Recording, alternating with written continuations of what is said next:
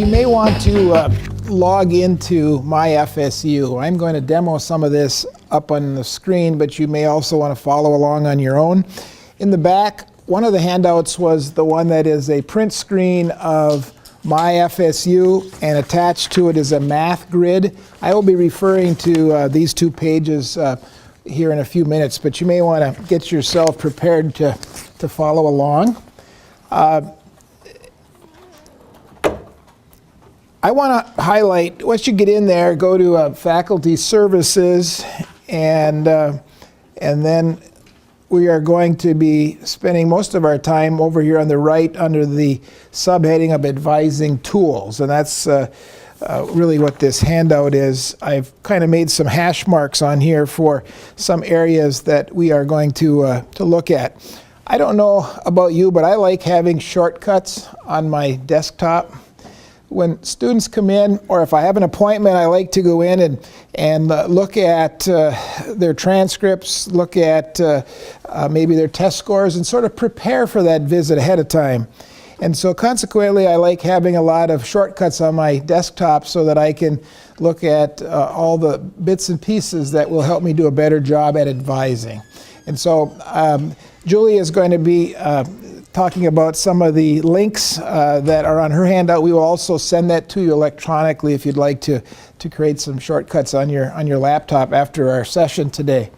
But basically, if on the handout, we're going to talk about 8 or so of these items under advising. Obviously, the first one is ID selection for a student. I have a couple student numbers I want to bring up and show you.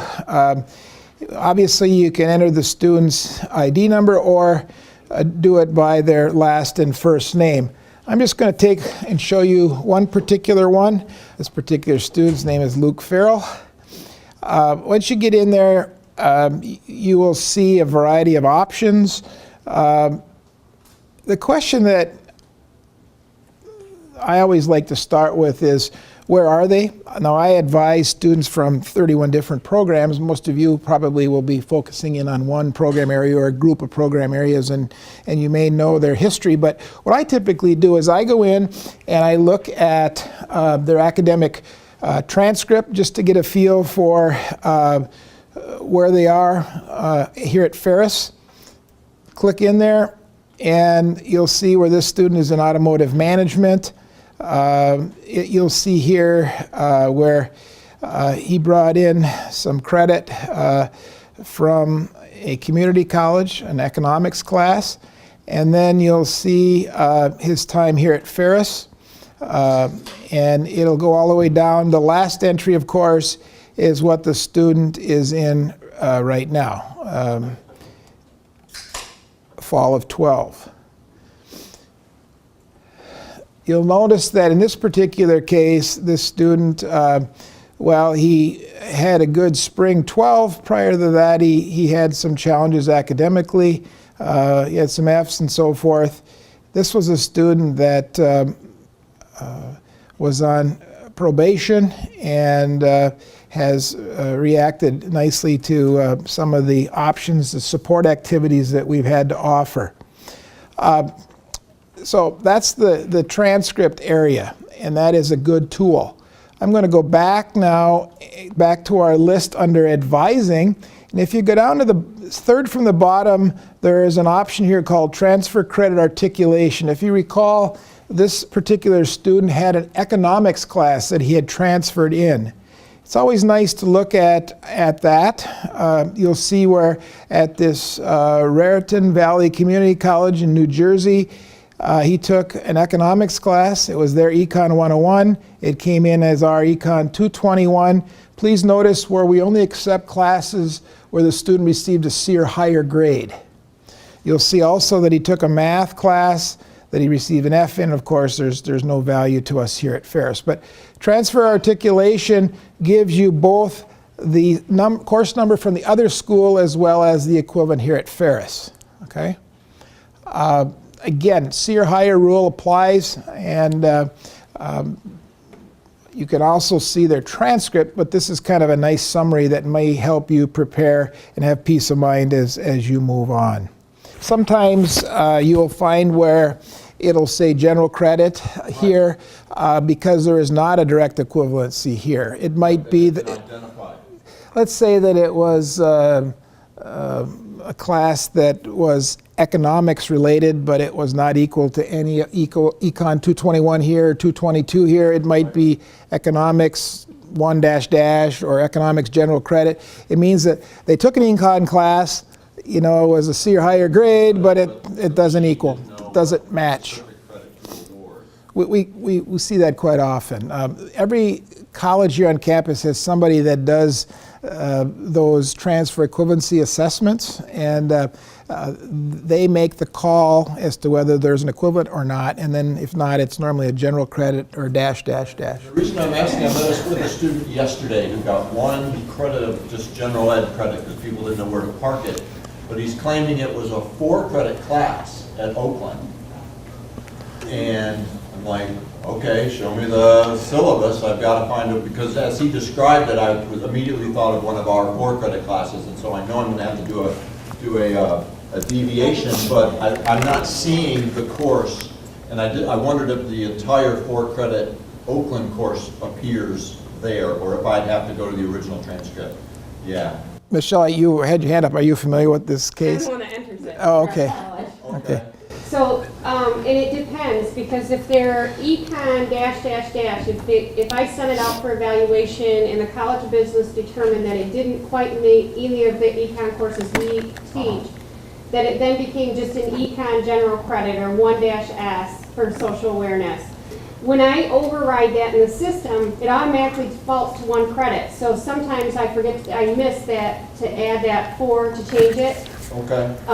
Or it could be a dual line entry like Lisa was referring to, where they got credit for Econ 221 for 3 credits and then 1 credit for Econ --. So you got to look at the two together. Right. Yeah, so that may be a case where you could correct that. Yeah, if you find an error, Leonard, just email me and I will check into it. The other thing on that screen that I just should call your attention to is students coming to us from an institution that's on quarters. They may have taken a class at like Baker College, which was 3 quarter hours. When it transfers in here, it comes in as 2 semester hours, because a quarter is 2/3 of the value of a semester. So that discrepancy may be on the left over here next to their course number, it might be 3 credits. Over on the right for our course number or general credit course number, it'll be 2 credits. So be aware that quarter semester thing can be confusing as well. Yes, sir. My question has to do with GPA hours. I see it's a 0. Though the student passed and earned 3 credits. And I'm relatively new here. Sure. Why doesn't it count towards GPA hours, equality points, and so on? GPA is tied to individual institutions. It is for this particular class, Econ is a social awareness 200 level class, so we would consider this class fulfilling a social awareness, but it does not enter into the GPA here at Ferris. Each school stands on its own. That's typical, across the board as far as GPA is concerned. Okay. So a student's final GPA, is it a blend of different institutions that they may have gone to, or are there separate GPA? They're separate. Their cumulative or total GPA here is just Ferris classes. So if a student has been to multiple institutions and is trying to market themselves on a resume or something, they should highlight the GPAs individually. Okay. The reason I'm pointing out, I'll be brief, is that I had a student that I advised, and they were on probation, and then they were dismissed.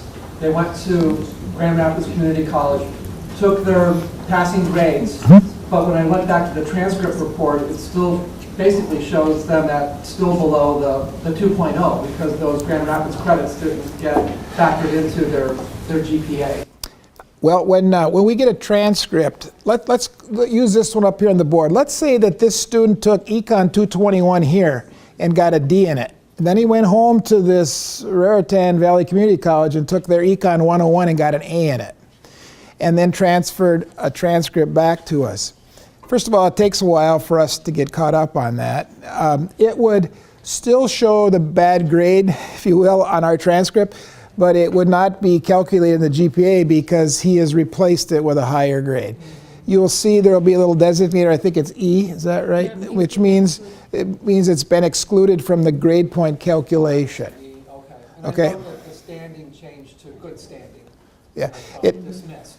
Unfortunately, it takes sometimes 2-3 months. That happens quite often where they'll take a class in the summer, and we may not see it show up in Banner until, October, November. It's sad. It takes that long, but it's a bottleneck kind of issue. But that's how it's handled anyway.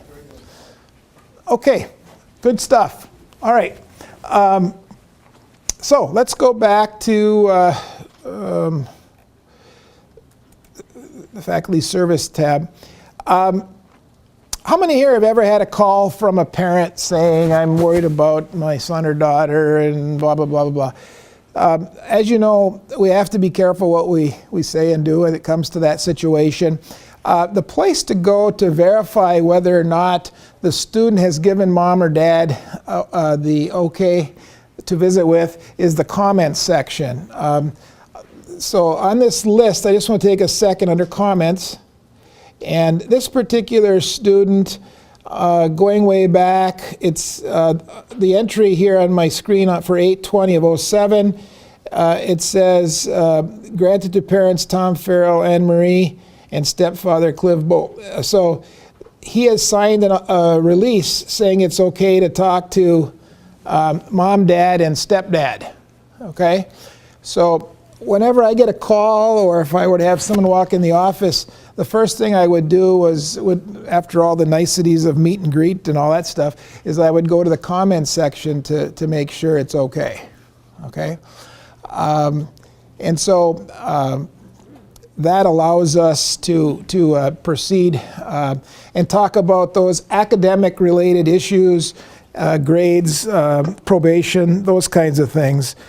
So please keep the comments section is in mind for that. Okay?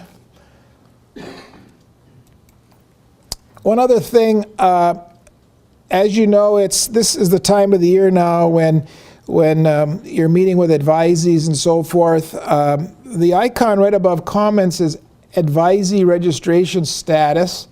If you click on that, this will give you 3 bits of information. It will give you the time when the student can register. The student can register after 7:30 a.m. on the 31st. That would be for spring. It will also give you the advisor's name. The student can go in there and find out who his or her advisor is. If you're interacting with a student that's coming to you and you feel that they're avoiding their advisor for some reason or what have you, you can go and verify who the advisor is, as well as it will give you the email, office location, and office phone number of that student's advisor. So this is pretty helpful. Most of the folks that teach FSUS 100 classes have a weekly unit where they'll talk about the registration process, and this is a screen that gets highlighted to those new FIDIACs as to where to look as they begin their preparation for their next registration. So another good field here to keep in mind. I would like to go up to the academic advising guide. So you're going to sit down with somebody now and work with them on planning out their next group of classes. The 1, 2, 3, 4, fifth one down is academic advising guide. This is a screen that has a lot of options here as far as support, and Julie's going to hit on some of these things, but I want to just take a minute to talk about something that's relatively new in this last year. If you click under general education, once you get in there, there will be, the first one at the top is a sortable list. Some of you may recall that Fred Heck headed up a group that did some investigation and piloting and design of this. When you get in there, you'll see this little gray poupon colored box here with the notes on it. But if you click past that, this is a list of general education courses at Ferris. as well as there will be a box to the right of it checking whether it's cultural, whether it meets global, whether it meets the race, whether it's a science, a sociology, whether it's a writing intensive course. The credit value is there. So this is a great tool for advising. If you click on one of these lines, let's just take Biology 103, and you click on that, whoops, it'll give you a course description for the class. It'll tell you when the course is typically offered and if there are any prerequisites or not for that particular class. So this is one that I have as a shortcut on my desktop that is really kind of cool because you can click on it real quick and see where you are as far as meeting those gen ed requirements as well as working with the student from a course description so they can have a better idea as to what they're getting into, okay? And again, this was developed by Fred Hex and company, and I think it's an excellent tool. All right. Two new ones that are on this list, and if you come to the session next month, are the two that are tied to financial aid. I've got my cursor there. The one that says Financial Aid SAP Evaluation Form and Financial Aid SAP Audit Form. As you know, a year or so ago, the federal government changed their regulations, and it has created a change for most of us, faculty, staff, advisors, and students. And basically, the financial aid folks say that if you are in an associate degree program, you must complete that within 90 credits. If you're in a BS degree program, you must complete that within a total of no more of 180 credits. You must maintain a 2.0 or higher GPA, and you must pass 2/3 or more of every class that you've attempted. So if you flunk a class or drop a class, that cuts into that ability to meet the 66.6 or 2/3 of your classes, okay? Now, as an advisor, your students may come to you and say, hey, I've got this letter from financial aid. They say that my financial aid is in jeopardy. I need to come to you and have you help me out. The student has to do some paperwork, but what you might be asked to do is help with one of those two forms, an evaluation form or an audit form. An audit form is simply this. The student still has not completed the degree requirements for the degree. So as an advisor, you're asked to sit down with the student and say, okay, the student needs to take X number of credits to get this degree. He's taken all these credits. Some of these credits didn't apply to this degree because he changed his major. And basically, there needs to be a documented conversation and plan with you as an advisor and the student. The form gets filled out and gets sent to financial aid here on campus, okay? The evaluation form is used largely when somebody is having trouble with GPA, whereby you as an advisor must sit down with the student and decide, okay, what are we going to do? What are you going to do different so that you can bring this GPA up? Are you going to A, take less credits? B, are you going to sign up for tutoring? C, are you going to take some developmental workshops? What is your plan? And as an advisor, you need to work with the student and say, okay, together we have put this plan together and here's what we're going to do to move the needle to 2.0 or higher, okay? When we meet with Carla next month, she'll give you more details on that. This Carla Erlewine is the first lieutenant over there in financial aid and has become a real support person for all of us here on campus. I'm not going to steal the thunder, but the reason these forms are here is that the student info is already preloaded into the form. And when you have this meeting for evaluation or for audit, you know, the header is already there. You just have to add in the piece that you're involved with, okay? But this was not on the list until this last academic year. Where you'll see a lot of this is at the end of the semester when the student falls below one of the criteria. They'll come looking for you. If you're not there, they'll probably look for the department head.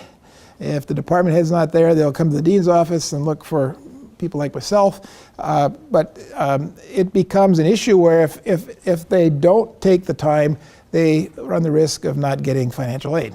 And obviously, when we have 80-some% of our students are on financial aid, pretty important part of the process. So anyway, just thought I would mention that on the list of options here. As an advisor, of course, it says holds, advisor, hold, remove. This is what you'll see when you click on that. This particular student, Luke, he does have an advising hold. If you're his advisor, you would simply click where it says remove there, and then Luke would be able to go ahead and register on his date, which we said was, what, 10/31, if I remember correctly. So meeting with the advisor is an important step. As far as appointment times, I always tell students, you know, I need to have at least 20 minutes of your time if I'm advising, because I try to prepare before they get there, but things come up. And so I try to block at least 20 minutes of time.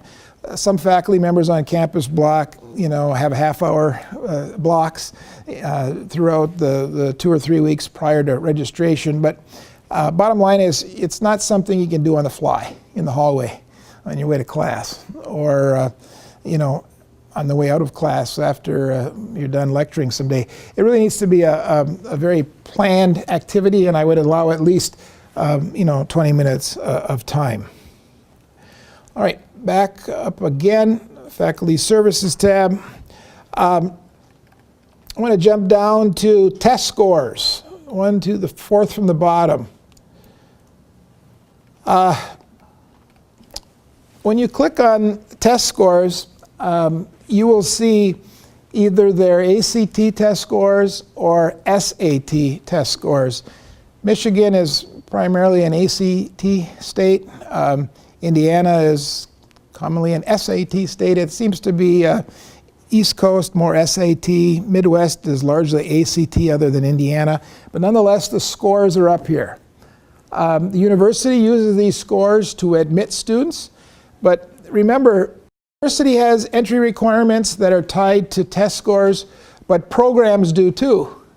Many times the programs have higher entry requirements for ACT or SAT. So again, this is where you find these scores. The handout that I prepared for you that's got the colored chart on the back, this is something that Kirk Weller, who is the department head, has put together. This will help you as you interact with students. If you're dealing with a student that's relatively new to campus and you look at this and it says that the student has a math ACT of 21, you can look at the chart, and on the left side you have the ACT column and the SAT column. You would see that based on that score, that the student, you know, with a score of 21 should be either in Math 110 or 115, depending upon high school background.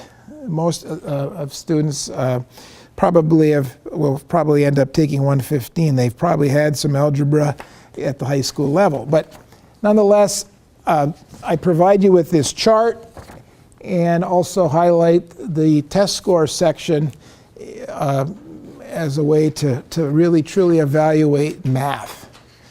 If a student took a compass test in math or English, the compass results would also be reflected here in this section as well.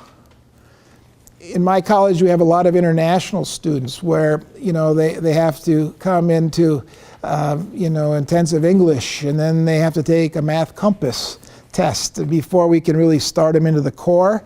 And so those kinds of assessments are reflected in the test section as well. Okay.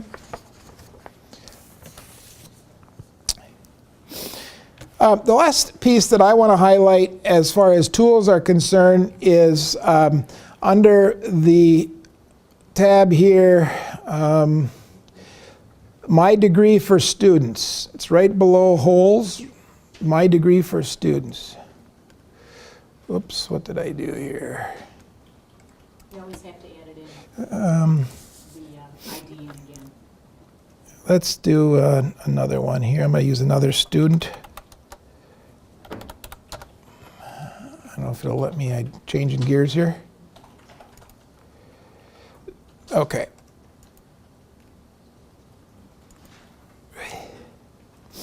All right. When you get into my degree, this is something that we've had now since the summer of 10. How many here use my degree on a regular basis when you interact with students? Okay. It's a great tool. Every student that was admitted after fall of 10 will have all their data in here, and it is 100% usable. Students that were admitted prior to that can use certain features of it, but not all of it, okay? Eventually, we'll have everybody in the system.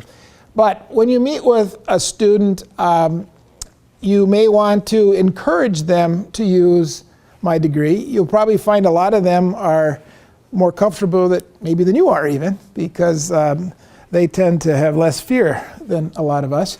But if you go down here, it'll have this particular student's name is Jacob Meek. ID number, he's a senior, Stein's advisor, he's in energy systems engineering. If you go down, it'll list where there's a box with a green box with a check, and this means that he has fulfilled this requirement. If there's a white box without a check, that means that that requirement has not been met. These yellow banners are headers for blocks. This is the general ed area, communication area. You'll see here he's had both English 1 and English 2. You'll see where over on the right he transferred these in from Colorado State and the University of New Mexico in Albuquerque, so those were transferred in. You'll see where he's got chemistry and physics done. He'll need the second physics yet. That one is not checked off. If you look up here under math, he's through math 220, but he still needs 230 and 330. You'll go down here. The goal, of course, is that this is nothing more than an electronic check sheet. When he's ready to graduate, all the boxes should be checked off. Okay? If you go to the very bottom, you will find additional courses. These would be courses that he took that don't apply to his degree.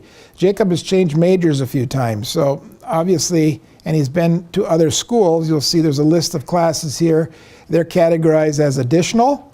And then at the very bottom, these are the courses he's taking now in process that he's in this semester. IP means in process, fall of 12. Now these are good tools, and it is a great way for students to see where they are without having to sit down with you one-on-one. But this is basically something that we are going through an evolution, if you will. Some students and some faculty use this and like it and are comfortable with it. Others have resisted, but eventually this is going to become required as part of the graduation audit and completion process. So we need to get everybody more comfortable with it. One other thing, on the left up here, there's worksheets, which is what we're looking at, but there's a what if feature right here.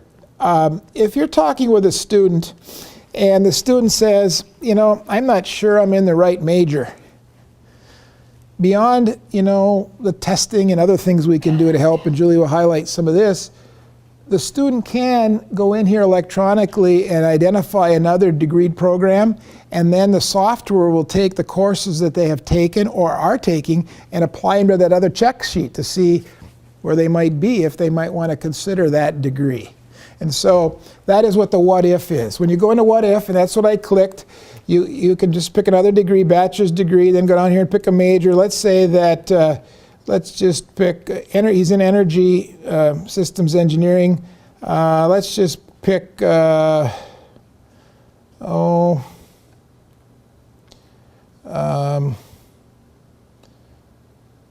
pick something that's totally unrelated here. Hotel management. And then you go up here and say process what if. And it is looking at his courses. And now you will see a worksheet, if you will, for hotel management. And it'll go down here and show where, he's, again, where the green checks are, he's fulfilled the requirements. He's got English 1 and 2. He needs COM 121 and then a higher level COM. He's got science met. He's through the math and then some. He's got his culturals done. He needs these 2 economics classes because they want econ specifically in that degree. And then, of course, he'll need all the courses in the major, hotel management courses. You'll see all those are open boxes. So I would encourage you to play with it. The what if is a good feature, and you know, it's a good tool when you're in an advising kind of mode. So keep that in mind. All right, so one of your handouts that we provided you with was the Student Support Services Guide. And this has pretty much all of the departments and resources mostly that I'm going to talk about. There might be some other things that should be in here, but this is, for the most part, pretty encompassing. So when you open up this guide, you have the Academic Support Center, and I'm going to go to their website real quick and show you that. Okay, so this is the Academic Support Center website. So let me ask you, what do you refer students to the Academic Support Center for? Tutoring. Career counseling we'll get to in a few minutes, not necessarily Academic Support Center for that. But for tutoring, do you ever have any students who are resistant to go to tutoring? Why are they resistant? What reasons do they give? I think they're embarrassed. They might be embarrassed. Yeah, that's I don't need help. One thing that Jane, who is the coordinator of the Academic Support Center, one thing that she always says is, it's the students who are successful that use it, that go to the tutoring, not so much the unsuccessful ones. Because it's a whole new ballgame when you get to college, and it's much more difficult. And even honor students might find that, oh, this biology class is tougher than I thought, but you know, if I get a little bit of one-on-one tutoring, I can get through it. Marie, you had your hand up. What were you going to say? Negative past experiences with tutor. Ah, negative past experiences with a tutor. I've heard that one before too. And one thing that I will always try to tell them in that instance is, you may have had a bad experience. This particular tutor might have not been a good fit for you, but you don't have to use that same tutor. You know, they have a variety of tutors for different subjects. The most common ones, they might have 2 or 3 different tutors for a math class or a biology class, chemistry. So they might have a choice. And I would encourage them, just try one more time, because you want to do everything in your power to try to be successful before you say, I just can't do it. Okay. Anybody ever say that, oh, well, they don't have tutoring for this class that I'm struggling in? They do have tutoring in most subjects. Now, the most common ones, they'll already have tutors on the books. So for the math, biology, chemistry, most of those, they already have tutors hired for. If it's a little bit more specialized course, they might not. But that doesn't mean they can't get one. What they might do is go back to the professor of the class and say, can you recommend somebody who's been through the class before, that's done really well, and then they'll hire that person. Another excuse I sometimes hear is, well, they can't do it in the hours that I'm available.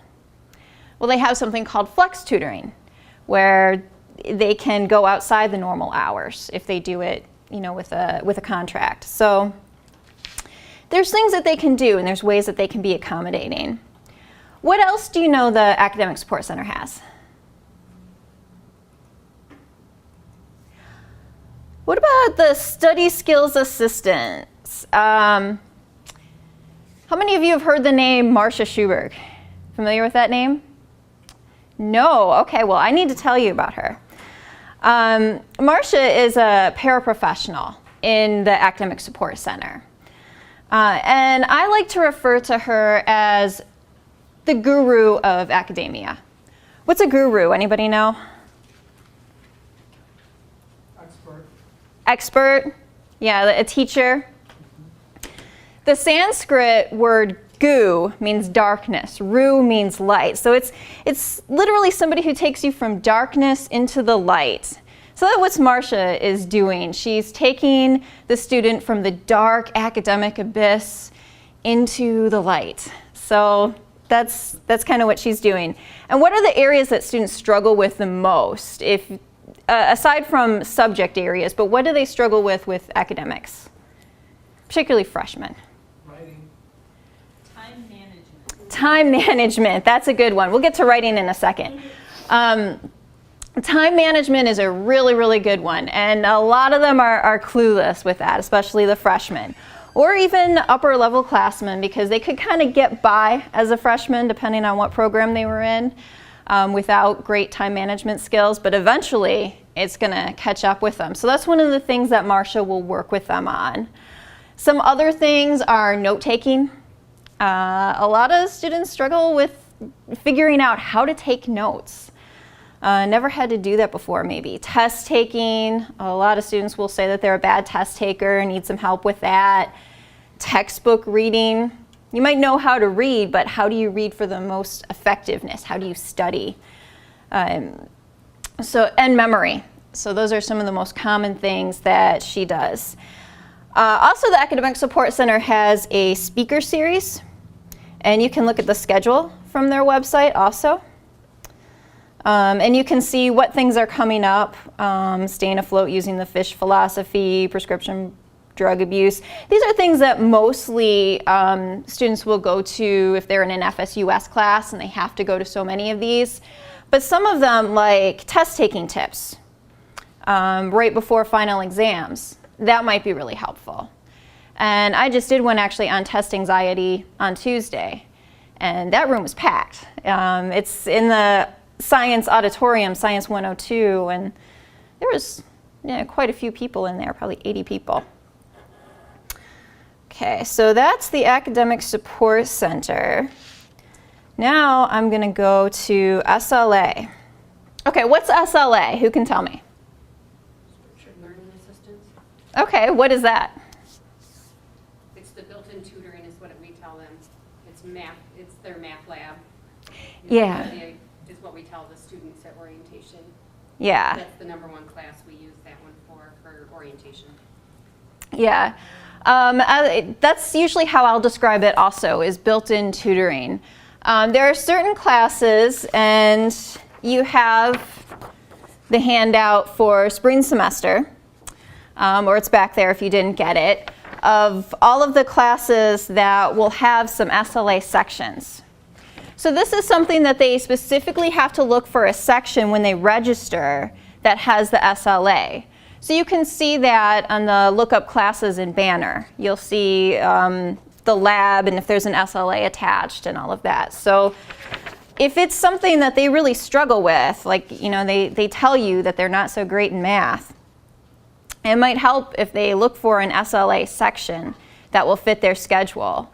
How it works, at the beginning of the semester, everybody is required to go to the workshop in addition to the regular class.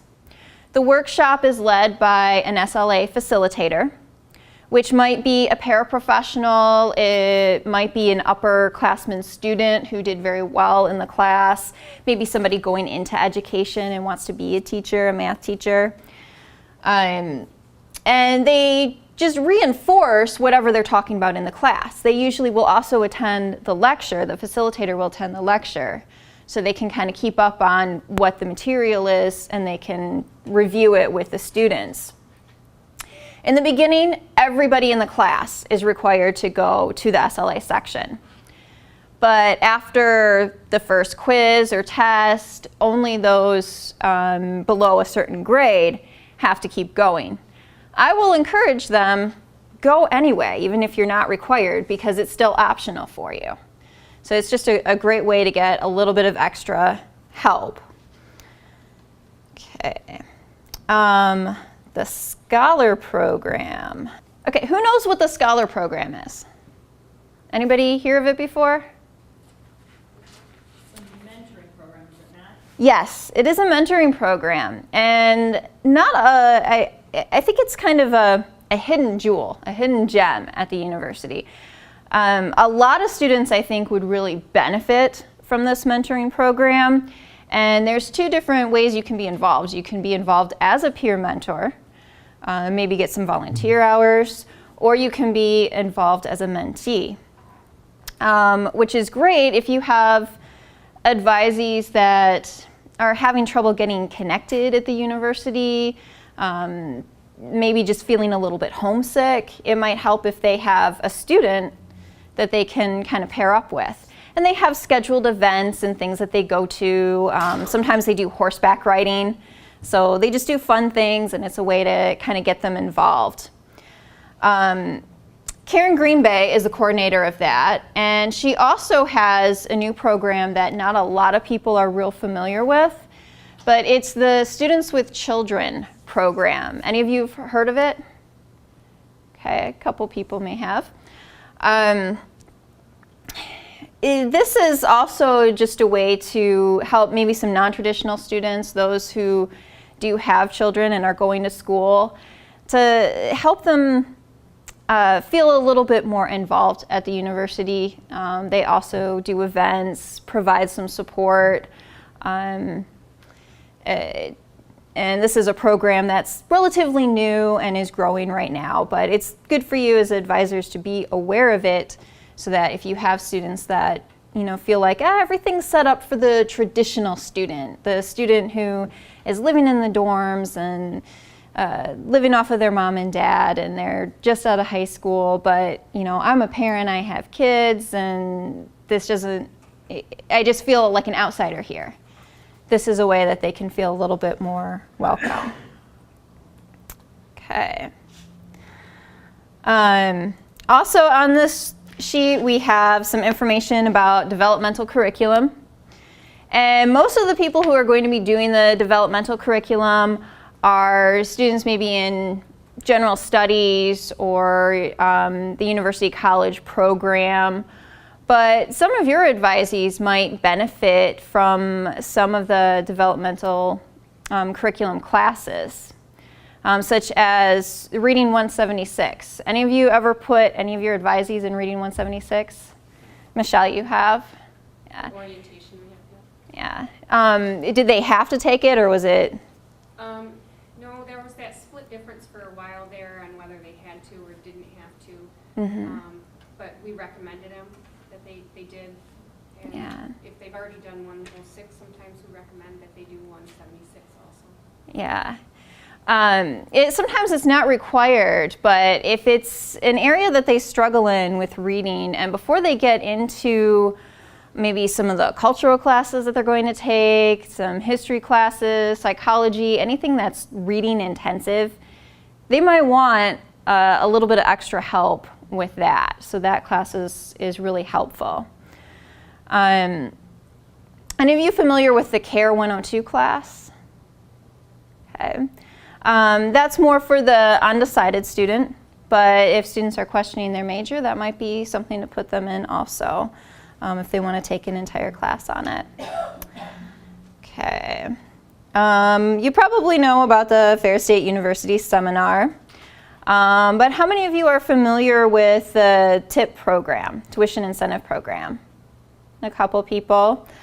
Just to let you know a little bit about it, it's for students who have been in the past on Medicaid, just to give them a little bit of financial assistance. And the one thing that you might want to know as an advisor is it's pretty specific in that they have to be in a 2-year program for the first phase of it, and then they go into the 4-year program, or they can for the second phase of TIP. So that's why sometimes there's students who are want to be in a 4-year degree, but they're in liberal arts or something like that because they have to be in a 2-year degree program because of TIP. Okay. All right, now I'm going to go to our website. But Educational Counseling and Disability Services. Okay, and Marie and Deb can't answer, but what does Educational Counseling and Disability Services do?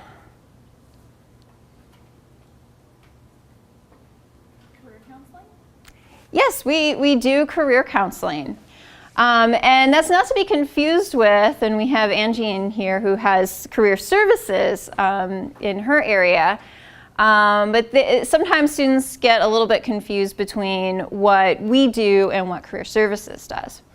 But we have assessments that they can take. So if they're questioning their major or they don't know what they want to do, we have totally free assessments for them to take. We have the strong interest inventory and the Myers-Briggs type indicator. And those are looking at their interests, looking at their personality, and they usually have maybe 3 appointments with a counselor to talk about what they want to do and to go over those assessments. It's a great tool for them. The tests are not designed to tell them what they should do, but to give them ideas of what types of occupations go along with your interest.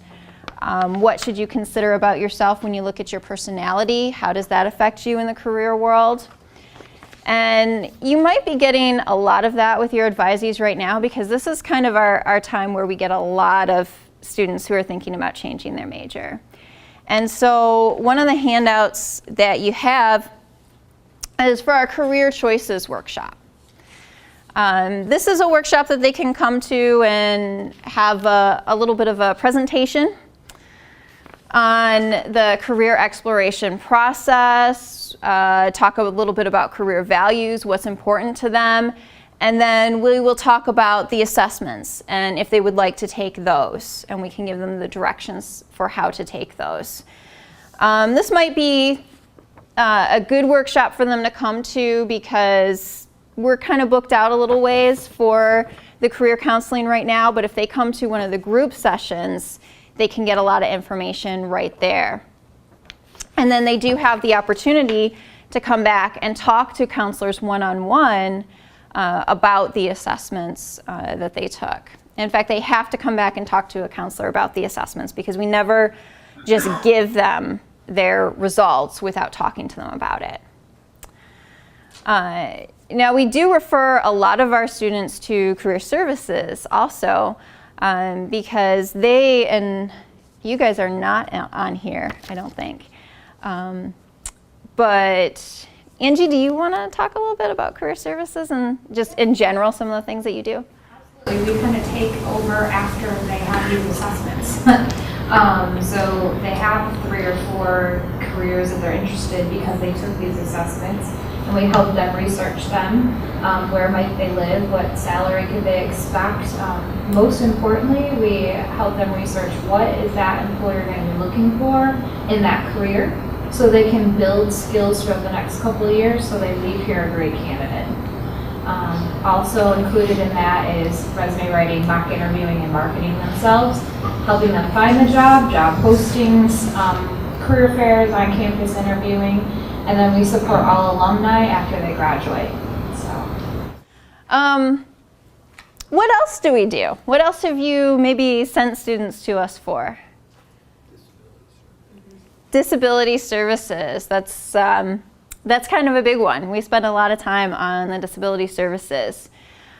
So if you have an advisee who's telling you that maybe they have a learning disability or they think they might have a learning disability, send them to us and we will try to get them in as soon as we can.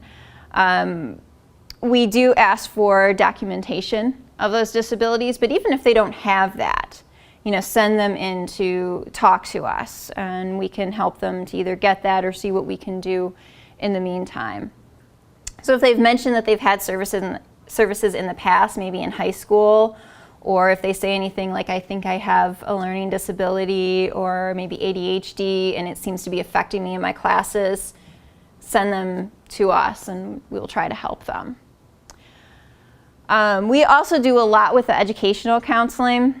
We refer to the Academic Support Center quite a bit, but sometimes if students are struggling in their classes and they don't know where to begin, I don't know what I need, I just know that I'm really struggling, I'm floundering in college, send them to us. We have a Strategies for Success workshop, and I think we're pretty close to wrapping that up for this semester, because we only go till about midterm. But next semester, we'll start that up again, and it's Tuesdays and Thursdays at 11 o'clock. It's mostly geared towards students who are maybe on academic probation, but if you have a student that's really struggling, might be getting close to that point, they can come to one of these workshops. And we do some evaluations on their learning style, their strengths, set up a one-on-one appointment with them so they can talk to a counselor one-on-one, and then we might refer them to some other resources. So we're kind of you're struggling, not sure why, come to us. We'll try to figure you out and send you on your way to wherever you need to go. Okay. Somebody mentioned earlier the writing, which is not part of the Academic Support Center, but it is in the same location, which, by the way, do you guys know where the Academic Support Center is? Actually, it's in the Arts and Science Commons, room 1017, and I did provide this also as a handout for you, which gives their phone number and the location. The Writing Center is in the same location. So if they are struggling with writing, you can send them to the same place where the Academic Support Center is, but they go there for the Writing Center. And they can sit down with a tutor. Usually they have to have a draft first, so that the tutor has something to look at, something to go by to help them with. They don't generally help them from scratch. But once they have a draft, they can read that over and then help them to improve it, to make it better. Some other things that I'll point out that are on the support services guide. The Burkham Health Center. On the second floor of the Burkham Health Center is the Personal Counseling Center. Have you guys ever had to walk a student over there to the Personal Counseling Center? It's important to know where that is. You can call over there, you can tell them to go there. But if you have a very distressed student that you think really needs to talk to a counselor, if you think this is going beyond academic issues, that they might have some emotional issues, you can take them into the first floor on the Burkham Health Center. And then there's some computers there for the counseling center also that they can do the intake questionnaire, and then they can get in and see a counselor. And very often they'll have counselors available that if it's an emergency situation, they can talk to them that day. Otherwise, they can schedule an appointment for later. You have some other things on here, the Ferris Library, International Education, Multicultural Student Services. These are good references to have in case you have students that, again, just feel a little bit like, I feel very different here. I'm a minority student. I'm not sure where I can go to fit in, where I can go to have some resources. Multicultural Student Services might be a good place. Transfer Services Center, University Recreation, most of those things. What questions do you guys have about any of the support services? Yes? Just a quick comment, if I can. Yeah. Regarding Burkham Health Center, if you have somebody who's in a pretty serious situation, perhaps talking about hurting themselves or others or whatever, what I have found to be really helpful is to make a call ahead of before walking over there, and that really sort of streamlines that process, and oftentimes you can access folks a little faster that way. Not that they're ignoring you other ways, I'm just saying that does tend to streamline. Thank you. Thank you for that. Okay. Let me talk a little bit about the deliverables. And this handout is in the back also. And what we've done is come up with some different scenarios for you, advising scenarios. The first one is mandatory. So if you're looking to get the PDI money and you're doing the activities associated with these workshops, the first one that we have here has multiple components in it, and we're just looking for maybe a paragraph or two of how you would handle this situation. And then there's some shorter ones here that have to do with support services. And we'd like you to choose 2 of those to write a little bit of information about, a couple paragraphs. And then you can email those to me, and they need to be done by Monday, November 12th.